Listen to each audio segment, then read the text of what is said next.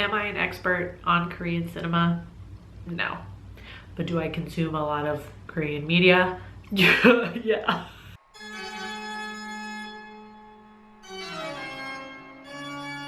Hey there, creepy peeps. I'm Nightmare Maven. Welcome back to my channel. If you happen to be new here, hi, welcome. I talk about horror movies, books, other spooky stuff all year round. So if you end up liking this video, maybe subscribe. So this video is going to be a list of Korean horror movies that I think are essential viewing that are outside of the Korean horror movies you see on like every internet list. Obviously, I would recommend movies like The Host, The Wailing, Parasite, A Tale of Two Sisters, Train to Busan, I Saw the Devil at any time. They're popular for a reason. They're amazing films. I'm just trying to maybe introduce some new or different K-horror movies that I don't see talked about as much as the ones I just listed. And with that being said, please add your own recommendations in the comments to help me and everybody else out. So let's go ahead and start with Bedeviled because I already made a video pretty recently about this movie. So Bedeviled follows Hae-won, who travels back to an island she spent her childhood on.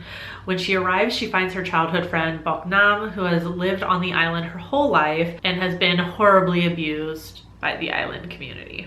This is one of those revenge tales that doesn't really get satisfying until the end, and you have to sit through a lot of horrible shit to get to that point. I might have said this in my video on Bedeviled, but I feel like this would make a really good Does This Offend You episode. There's a lot of different layers in the film when it comes to the relationship between Hae-won and Bok-nam, and then plus the older women on the island and their support of this misogyny and abuse.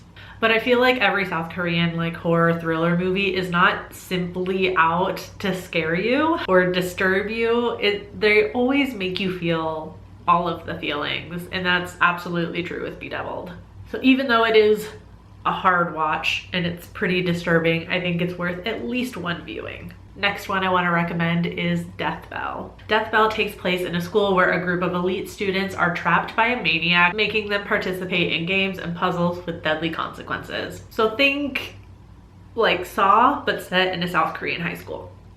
Horror movies set in schools are not uncommon in South Korea, given their intense societal pressures regarding academic success and getting into a really good university.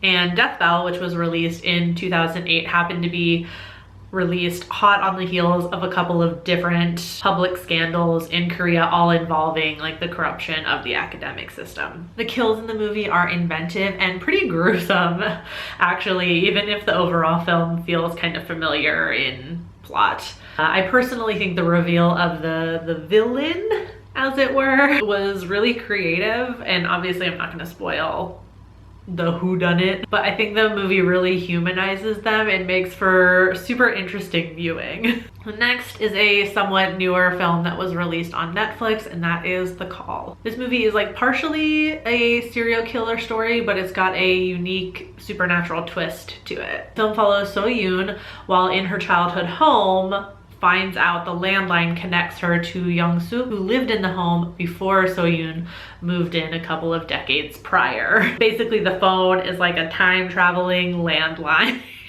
The movie kind of has a butterfly effect feel to it.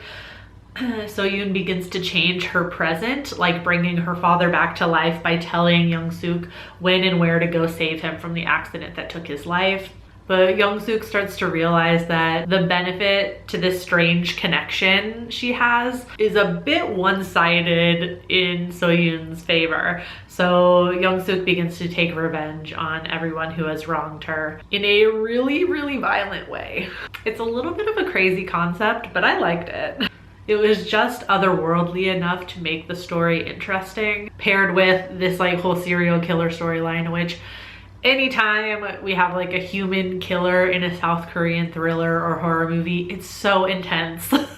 They really know how to make me just like cringe back from the intense violence. Like they always go hard on the violence. And this movie is no exception. The next one is kind of a pandemic story a little bit. Hashtag Alive follows Junwoo, who locks himself up in his apartment as a virus rages in South Korea, turning people into zombie-like beings. I didn't realize when I was writing my notes that I put the Park Shin-hye movies back to back. In the movie, Junwoo finds out there's a woman, Yubin, who is still alive and lives in the apartments directly across from him, and they hatch a plan to get to each other and then try and find a safer place to stay.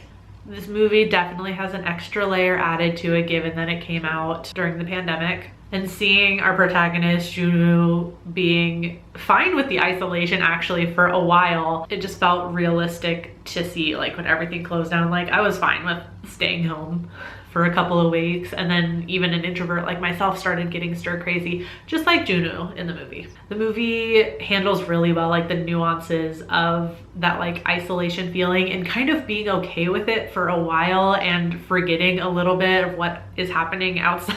I feel like that's a uniquely pandemic feeling. There is also an interesting message throughout the movie regarding social media. I won't explain it too in depth because that does get into how the movie ends and that's spoilers. There's absolutely themes of social media bringing people together in times like these. So it feels super relevant to the past couple of years. And I think it was a Netflix original, so that might be the only place you can see it. All right, now I want to introduce you to The Quiet Family. The Quiet Family is a dark comedy about a family that runs a mountain inn.